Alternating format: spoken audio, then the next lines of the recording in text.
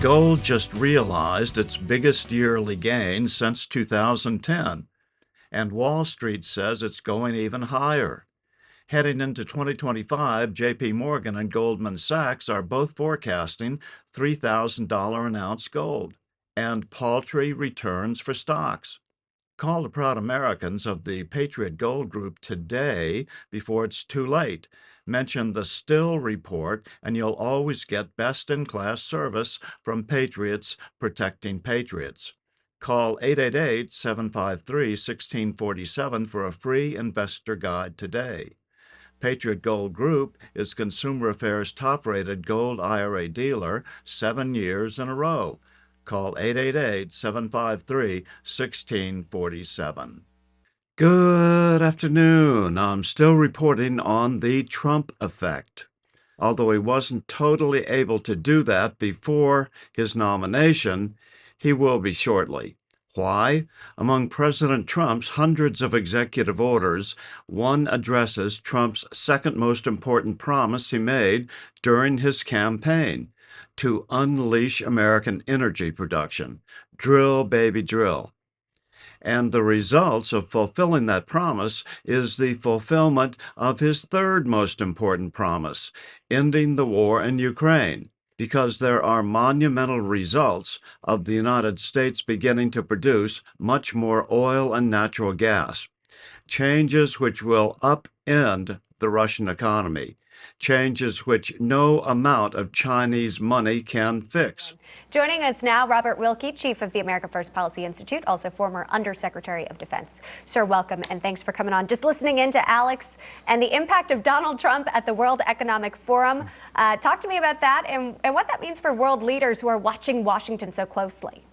Well, the great disruptor is about to land in the Davos forum that was made for Biden and Blinken.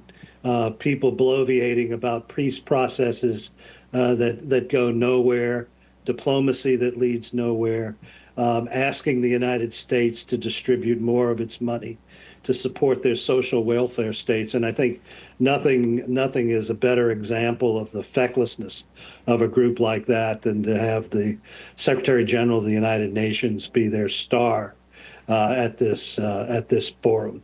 But Trump is shaking the world up. Putin knows it. The Ayatollahs know it, and the Chinese know it.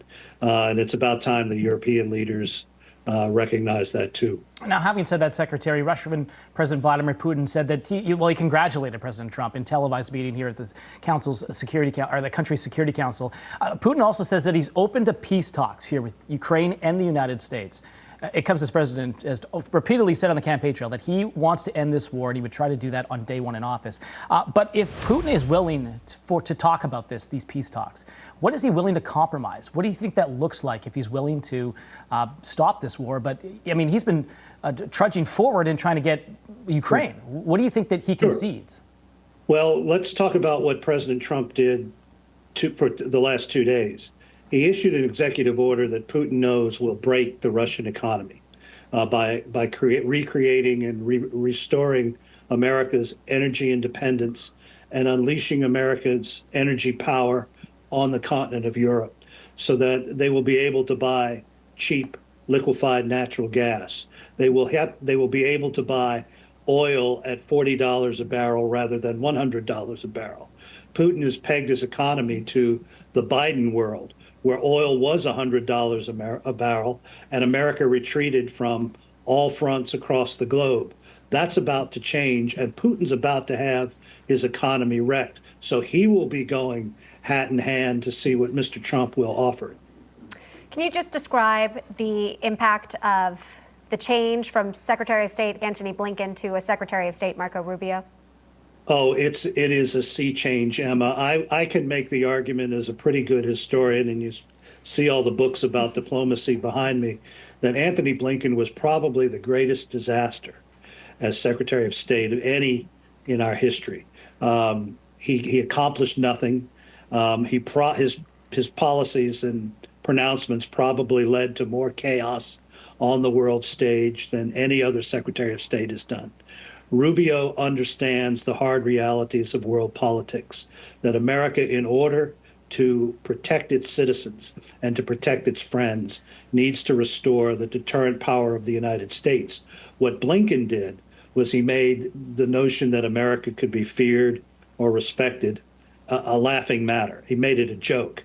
And the world responded to that joke by wars breaking out across the globe. So it is a sea change. The other thing I would say about Secretary Rubio is that he's going to have to get his hands on the State Department bureaucracy.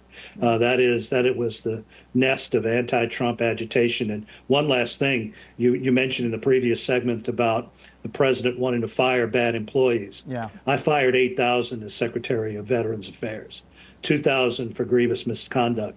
And what did Biden and Harris do? They brought them back. Not only brought them back, they brought them back with back pay. That's the kind of thing that Donald Trump is at war against, and that is what the American people elected him to do.